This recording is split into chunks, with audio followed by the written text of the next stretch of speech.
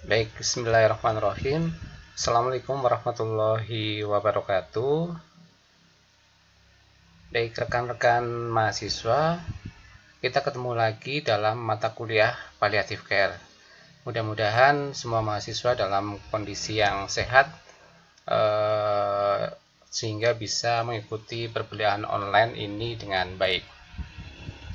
Baik, pada hari ini kita akan masuk di pembahasan palliative care pada pasien kanker ya. Jadi bagaimana perawatan palliative care khususnya pada pasien kanker seperti itu.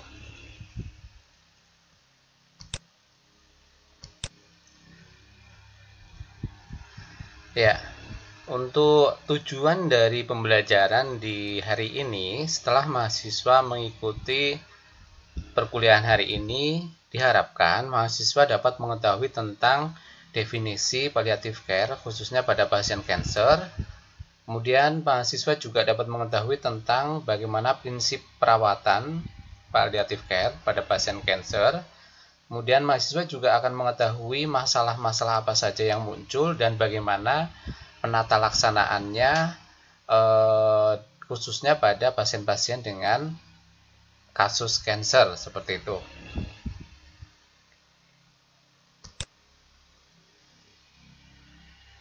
Baik, untuk latar belakang dari kenapa kita harus membahas tentang perawatan palliative care khususnya pada pasien kanker, di mana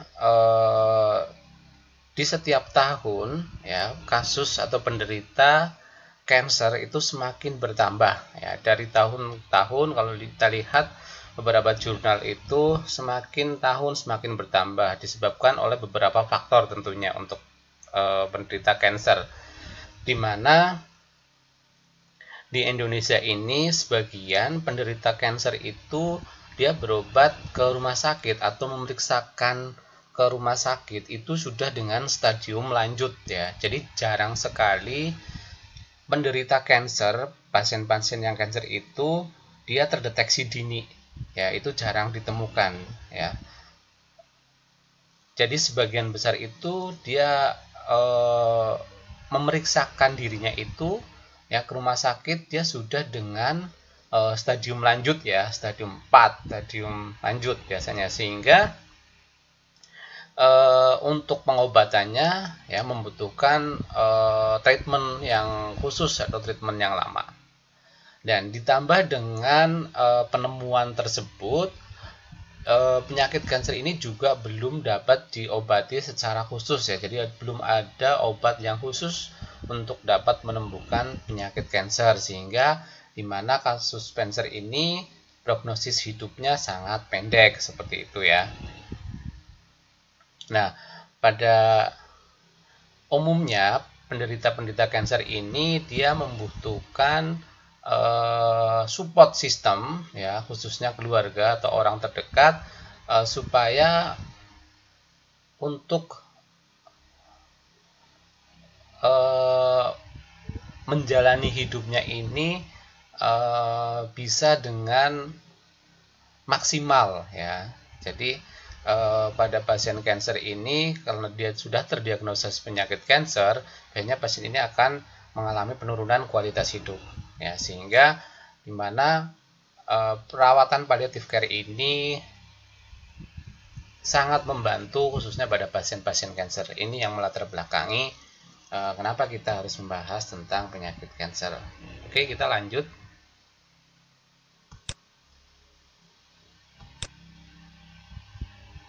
Ya, masuk ke definisi dari pelayanan paliatif khususnya pada pasien kanker, ini adalah suatu pelayanan yang terintegrasi oleh tim paliatif untuk dapat meningkatkan kualitas hidup pasien dan dapat memberikan dukungan bagi keluarga yang menghadapi masalah-masalah yang berhubungan dengan kondisi pasien dengan cara mencegah dan mengurangi penderitaan melalui identifikasi dini, penilaian yang seksama, serta pengobatan nyeri dan masalah-masalah lain, baik itu masalah fisik, masalah psikososial, dan masalah spiritual. Dan juga dapat melayani kepada kondisi-kondisi pada saat mengalami masa duka cita bagi keluarga. Itu jadi definisi dari palliative care khususnya pada pasien kanker.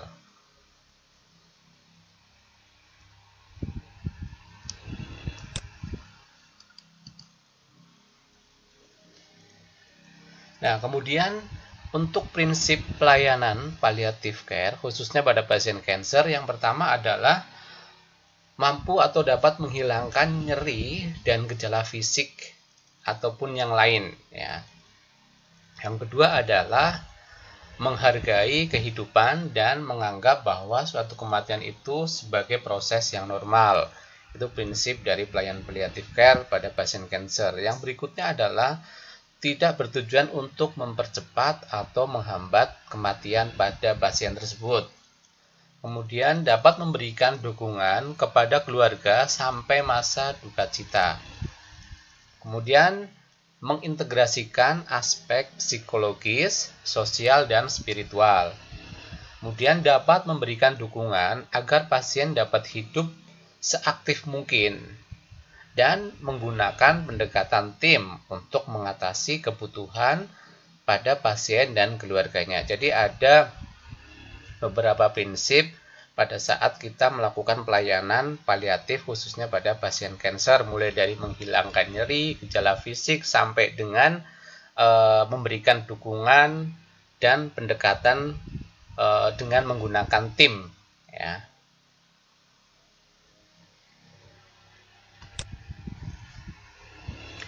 Baik, kita lanjut ke slide berikutnya. Di sini bagaimana sih kita melakukan penata laksanaan paliatif pada pasien kanker, khususnya pasien-pasien dewasa. Yang pertama adalah dengan komunikasi dan pembuatan keputusan, ya, di mana peran dari kita sebagai tenaga medis ini harus mampu melakukan komunikasi yang baik, ya, untuk membuat suatu keputusan yang tepat pada pasien tersebut, ya, di mana pasien dengan kondisi yang terminal biasanya itu susah untuk membuat suatu keputusan, ya, karena dia mengalami gagal untuk fokus, ya, sehingga pada saat kita melakukan komunikasi, pasien ini pun susah untuk diajak komunikasi, sehingga apabila kita untuk melakukan pendekatan dengan komunikasi yang baik, ya, kepada pasien ataupun keluarga, ya, itu akan membuat suatu keputusan yang tepat pada saat kita melakukan perawatan atau pada masa duka cita, ya, sehingga pada saat kita melakukan komunikasi, ya, dan membuat keputusan, diharapkan kondisi pasien dalam kondisi yang saat yang baik atau kondisi yang sedang sadar, dan juga jangan lupa kita harus libatkan keluarga untuk membuat suatu keputusan terkait perawatan maupun pada masa-masa duka cita nanti. Yang kedua, yaitu tentang penata laksanaan kualitas hidup pasien, ya. Tentunya kualitas hidup pada pasien dengan penderita kanker ini mengalami penurunan, ya, di mana waktu-waktu sisa hidupnya pasien ini dia akan mengalami keluhan-keluhan, ya, seperti nyeri, sesak napas, dan sebagainya, sehingga dia akan mengalami penurunan aktivitas dan kualitas hidup. Nah, kualitas hidup ini kita akan mengkaji seberapa besar penurunan dari kualitas hidup pasien. Bagaimana kita mengkaji kualitas hidup pasien itu masih baik atau masih dalam kondisi yang baik atau normal, ataupun dia dalam kondisi kualitas hidup yang sedang menurun. Kita biasanya mengkaji dengan skala McGill. Ada 10 indikator, kita bisa lihat di sini. Indikator pertama yaitu kita mengkaji secara fisik, ya, kita tanyakan kondisi fisik yang dirasakan pada pasien, ya. Rentangnya nilainya adalah 1 sampai 10, ya. Nilai 1 itu jika pasien mengatakan kondisi fisik saya akan merasa sangat buruk, itu dinilai 1. Sedangkan 10 itu adalah jika ditanya bagaimana kondisi pasien, maka pasien ini akan menjawab kondisi saya masih sangat baik, ya. keluhan nyeri dan sebagainya itu masuk ke kondisi fisik. Nah, kita tanyakan dari mulai indikator pertama, mulai dari gejala fisik, kemudian cemas, kemudian sedih, kemudian bagaimana pasien ini melihat masa depannya, kemudian keberadaan pasien tersebut, ya, kemudian tujuan hidup, ya, kemudian sampai dengan dukungan support system, ya. Kemudian kita nilai, ya. Nanti ada 10 indikator. Kalau nilainya masih di atas 70, ya, sampai 100 itu berarti indikatornya masih baik atau kualitas hidupnya masih baik. Kalau nilainya atau indikator nilai totalnya adalah 50 sampai 70, maka pasien ini dengan kondisi yang sedang. Jika di bawah 50, maka kualitas hidup pasien sudah turun, sudah sangat buruk. Nah, kita bisa lihat dengan pengkajian dengan skala Michael. Oke, kita lanjut ke slide berikutnya. Di sini kita akan mengkaji tentang aspek-aspek psikososial, spiritual, dan kultural. Nah, aspek-aspek psikososial, spiritual, dan kultural ini biasanya akan muncul pada gangguan-gangguan. Contohnya, jika pada pasien kanker tahap awal, maka dia akan melakukan yang namanya pemeriksaan penunjang. Nah, pada pemeriksaan penunjang ini biasanya pasien ini akan merasa cemas, ya, akan merasa sedih, ya, karena dia akan berharap untuk pemeriksaan penunjangnya dalam kondisi yang baik, ya, kan. Tetapi biasanya pada kondisi-kondisi pasien dengan kanker, ya, kita tahu bahwa pemeriksaan penunjangnya seperti laboratorium, ya, kemudian PA itu biasanya akan menunjukkan nilai normal atau nilai bahkan abnormal. Ya, maka pasien ini biasanya akan mengeluh secara psikis, yaitu cemas ataupun sedih.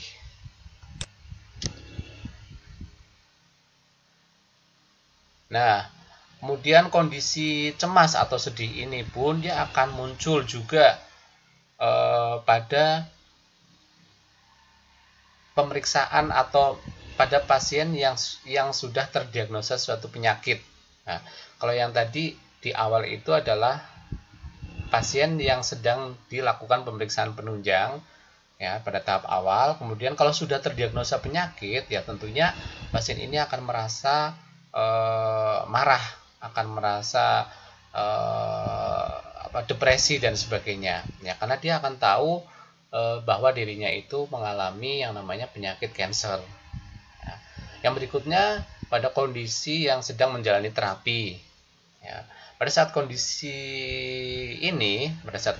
pasien kanker yang sedang menjalani terapi, biasanya pasien ini akan cenderung merasa cemas, merasa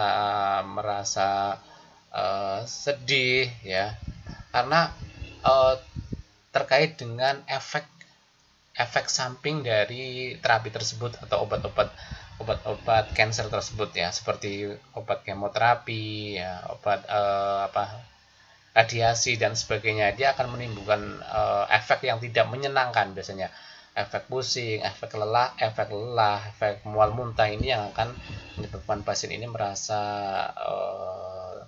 cemas ataupun sedih terhadap pengobatan tersebut.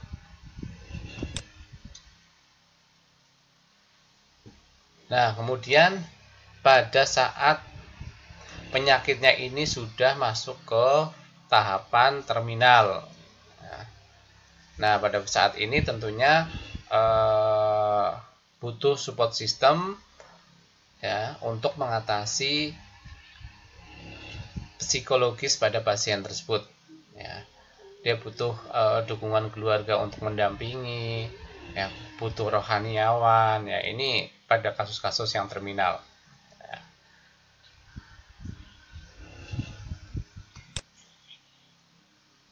Nah, pada aspek psikososial, ya,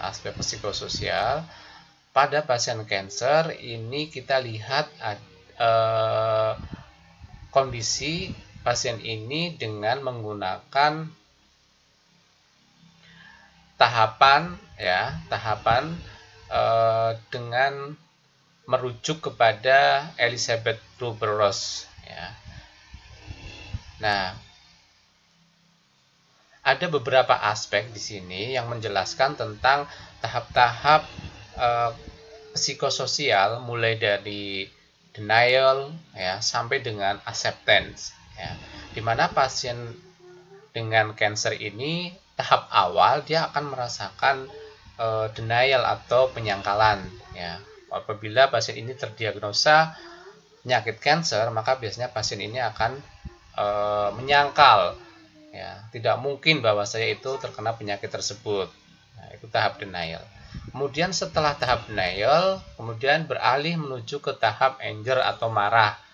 Ya, setelah ini biasanya pasien akan merasa marah terhadap Tuhan, terhadap dirinya, ya, terkait dengan apa yang sedang dia hadapi. Ya. Kemudian setelah marah, dia akan masuk ke tahap tawar-menawar atau bargaining. Ya.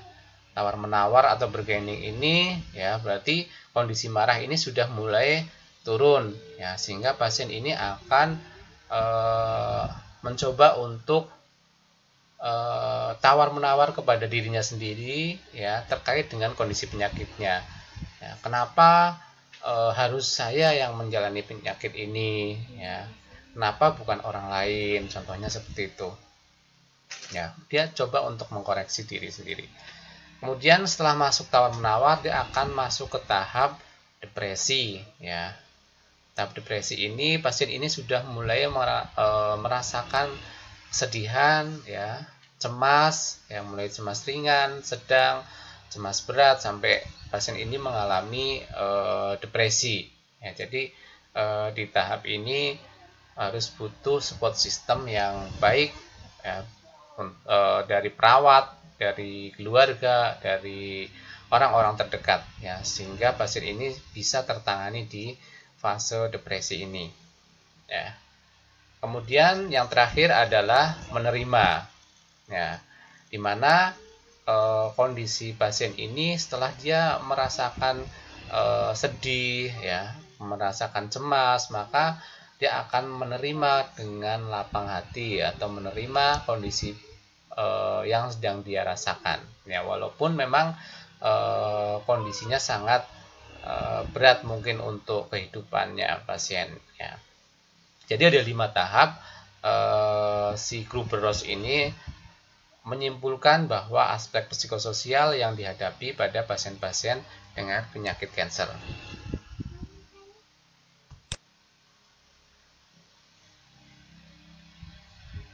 Kemudian ada aspek spiritual. Nah, aspek spiritual ini dia akan mengarah pada tujuan hidup dan arti keberadaan pasien tersebut. Ya, pasien ini biasanya akan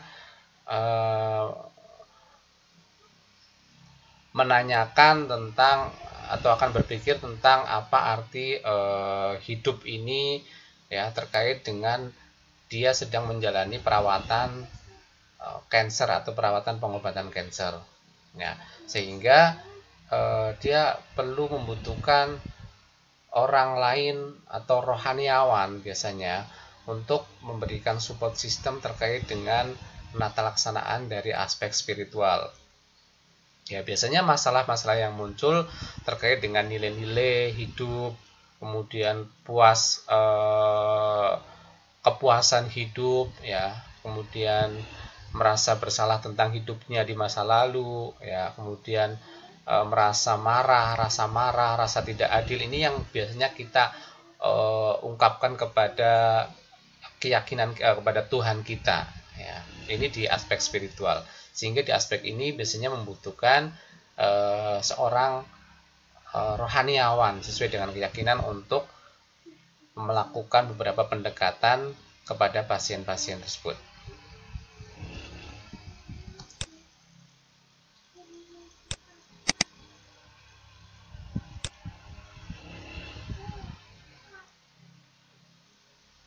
Nah, aspek kultural ini dia akan mempengaruhi sikap pasien terhadap penyakit atau nyeri dan suatu kematian.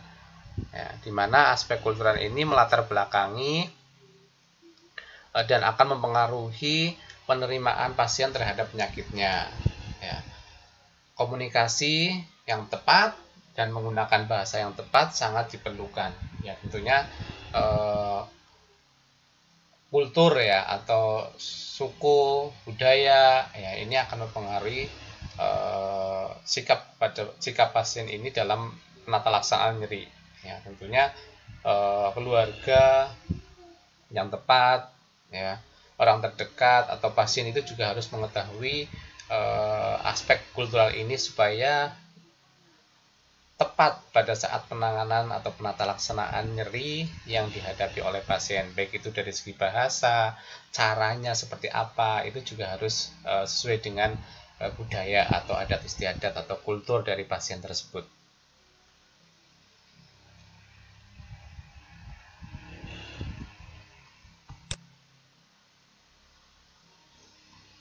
Nah, kemudian di slide ini kita akan membahas tentang nutrisi, ya, aspek nutrisi pada perawatan palliative care khususnya pada pasien kanker. Ya, pada pasien kanker tentunya yang namanya kanker ini adalah sel-sel yang ganas sifatnya, yang dia akan memakan sel-sel yang jinak sehingga pasien ini biasanya akan terlihat secara fisiknya adalah kurus ya atau berat badannya turun. Nah, ini kaitannya dengan nutrisi. Maka perhatian utama kita adalah terkait dengan nutrisi. Ya, bagaimana kita harus memberikan nutrisi yang tepat pada pasien kanker?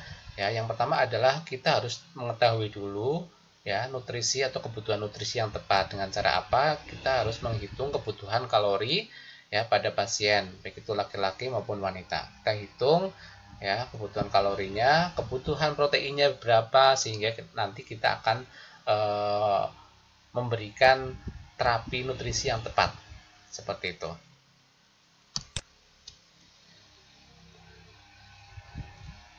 Nah, khususnya pada pasien dengan kondisi-kondisi yang kritis ya, terapi nutrisi atau terapi cairan ini biasanya tidak bisa diberikan secara peroral ya. Kalau pasiennya masih dalam kondisi yang sadar, tentunya kita berikan nutrisi peroral ya, disuruh makan itu masih mau. Dengan kondisi yang kritis, maka cairan atau nutrisi ini diberikan melalui intravena ya, bisa dipasang infus, dipasang NGT ya untuk mencegah terjadinya dehidrasi ya, kemudian mencegah terjadinya kekurangan cairan dan nutrisi yang terjadi pada pasien. Ini akan menyebabkan gangguan yang lebih berat lagi yang terjadi pada pasien kanker tentunya.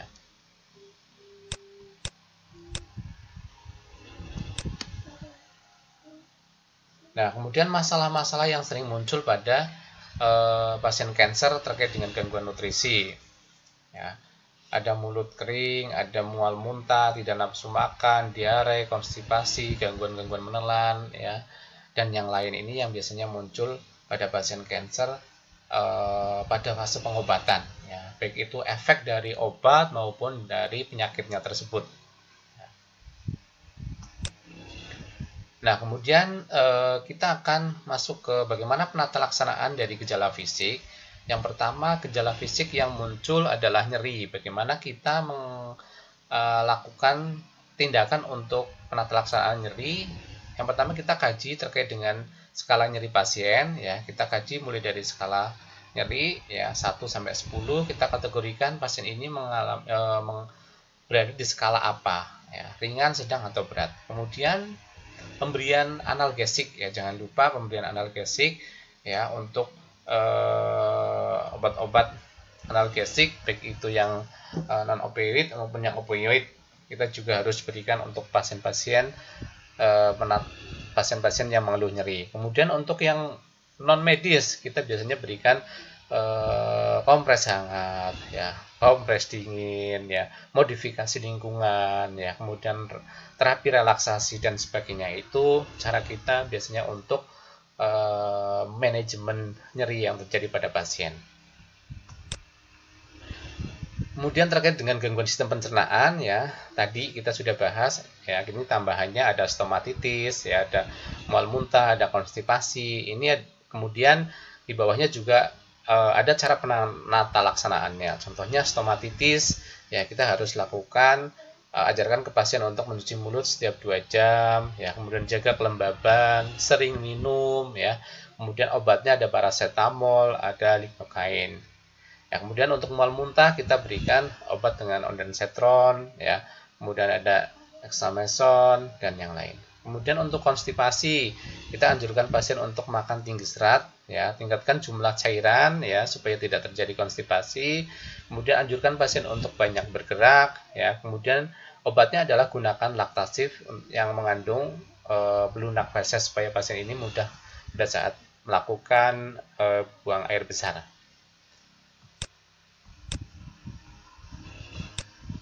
Nah, pada gangguan pernapasan, biasanya pasien ini mengeluh sesak nafas ataupun batuk. Ya, bagaimana kita manajemen dari ARW sesak gangguan pernapasan? Biasanya kita ajarkan untuk mengatur pasien dengan posisi nyaman atau semi volor atau bahkan volor tinggi. Kemudian ajarkan cara bernafas yang baik, ya, bernafas atau deep breathing, pernapasan yang dalam. Ya, itu ajarkan. Kemudian aliran udara yang segar dengan cara membuka jendela ya. Kemudian apabila kondisi pasien mengalami sesak napas atau hipoksia, kita bisa berikan oksigen melalui nasal ataupun masker. Kemudian obat nebulizer ya, seperti obatnya adalah bronkodilator, obatnya adalah salbutamol ya. Ya. Kemudian kortikosteroid dan diuretik. Ya, ini manajemen kita pada pasien-pasien dengan gangguan pernapasan. Kemudian pasien-pasien mengalami kelelahan atau fatigue. Ya. Biasanya kondisi ini terjadi sering terjadi pada pasien dengan kanker ya, pada saat pasien ini menjalani terapi ya, kita biasanya berikan atau obat-obatnya ada dexamethasone ya, kemudian ada terapi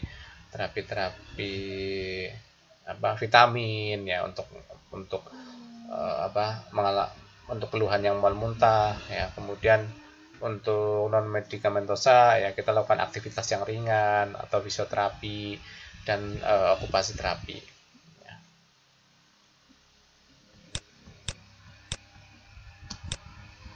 Kemudian gangguan kulit ya, gangguan kulit contohnya ada pruritus, ada dekubitus ya. Ya, dekubitus biasanya pasien-pasien yang sering sudah tidak bisa melakukan aktivitas ya, pasien ini mengalami dekubitus ya. Pruritus ya, kemerahan ya, efek dari terapi yang dilakukan ya, kita bisa melakukan dengan pemberian obat ya, antihistamin ya, oramfentamin ya, kolesteramin dan yang lain-lain. Ya, untuk dekubitus sendiri ya, biasanya kita dengan debridement ya, kemudian pemberian analgesik ya dengan metronidazol ya, untuk melakukan terapi-terapi obat untuk pasien-pasien yang mengalami dekubitus. Nah, pada gangguan perkemihan ya, kondisi ini biasanya pasien kita pasang alat bantu kateter untuk membantu pasien ini bisa buang air kecil ya. Kemudian kalau sudah terpasang, kita lakukan bladder training ya, supaya pasien ini bisa mandiri untuk melakukan buang air kecil kalau sudah dilepas ya. Kemudian ada obat-obat untuk melancarkan buang air kecil ya, ada secara kolergenik maupun androgenik ya, contohnya ada betamethasol ataupun epinephrine. Kemudian pada gangguan hematologis seperti anemia dan perdarahan, biasanya kita lakukan asupan nutrisi atau asupan obat yang banyak mengandung zat besi. Jika perlu kita lakukan dengan transfusi darah, itu kalau kita di rumah sakit ya. Kalau di rumah tidak bisa, tentunya pasien harus dibawa ke rumah sakit ya. Kalau sudah kondisi pasien ini sudah mengalami penurunan kesadaran ya, pucat, kayaknya dibawa ke rumah sakit, nanti akan mendapatkan terapi-terapi seperti penambahan plasma atau darah. Kemudian ada gangguan neurologi, biasanya pasien ini akan mengalami atau mengeluh kejang ya, biasanya obatnya adalah salah satu contohnya ada phenobarbital ya, ada phenytoin dan sebagainya. Kemudian ada gangguan psikiatrik, ya tentunya pasien ini mengalami cemas, ya depresi, ya ini perawatan pasien yang mengalami cemas atau depresi, ya dikasih atau diberikan terapi secara psikologis, ya distraksi, relaksasi, kemudian ada perawatan secara spiritual, ya pendekatan secara rohaniawan, kemudian obat-obatnya ada benzodiazepam, diazepam, kemudian ada lorazepam dan sebagainya. Itu untuk mengatasi gangguan psikiatrik, cemas dan depresi. Kemudian bagaimana sih cara penata laksanaan akhir kehidupan pada pasien dengan gangguan paliatif, khususnya pasien kanker? Yang pertama yaitu persiapan menjelang akhir kehidupan atau advance directive, ya, dimana kita harus membantu tersedianya caregiver atau perawatan di rumah. Kemudian kita harus melakukan asesmen atau penilaian pada pasien tersebut, apakah pasien ini dengan kondisi kritis ataupun tidak. Kemudian melakukan diskusi dan dukungan keluarga. Yang terakhir adalah melakukan persiapan menjelang kematian. Ya, jadi persiapan pasien pada saat menjelang akhir kehidupan, mulai dari persiapan orang yang nanti akan membantu pasien sampai dengan persiapan untuk menjelang ajal ataupun kematian. Itu yang harus kita sampaikan kepada pasien ataupun keluarga pasien. Yang kedua, bagaimana perawatan terminal pada pasien, khususnya pasien-pasien kanker. Yang pertama adalah pastikan kenyamanan pasien ini terjaga. Kenyamanan pasien tadi ya seperti nyeri, ya pasien kita harus lakukan manajemen nyeri. Gangguan oksigenasi, kita harus berikan terapi oksigenasi supaya pasien ini tetap walaupun dalam kondisi kritis dia tetap harus disupport, ya secara medis. Ya, kemudian ada perawatan kulit, ya manajemen nyeri, pemberian obat, pemantauan tanda-tanda vital, ya kemudian membantu keluarga untuk berada di dekatnya, menyiapkan surat wasiat sampai dengan persiapan rohaniawan.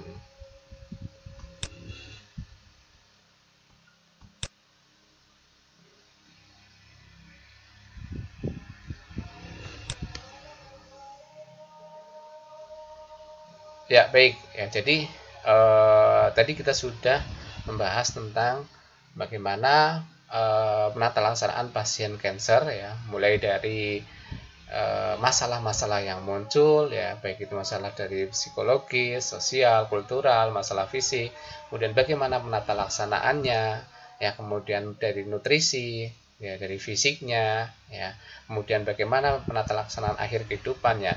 Nanti kita bisa mereview lagi materi tersebut, ya, dari mulai awal, ya, sampai akhir, sehingga kita dapat memahami seberapa efektif palliative care ini diberikan pada pasien kanker. Seperti itu dari saya. Terima kasih, selamat belajar. Wassalamualaikum warahmatullahi wabarakatuh.